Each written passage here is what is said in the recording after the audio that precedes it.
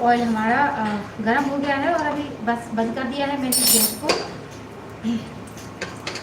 और ये जो धनिया डाल देंगे इसमें और इसी में डाल देंगे हम ये सौंफ। ऑयल हमारा गर्म है तो ये दोनों चीज़ें भून जाएंगी अभी।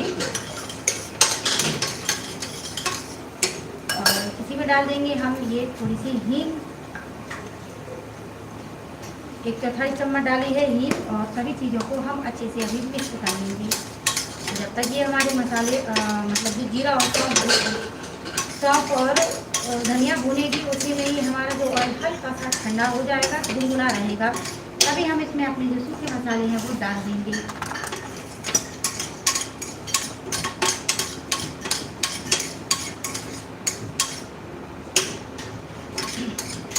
तो भुन गए हैं हमारे जीरा और सौंफ और धनिया। और अभी हम इसमें डाल देंगे अपने ये सूखे मसाले और कर लेंगे इसको हम मिक्स।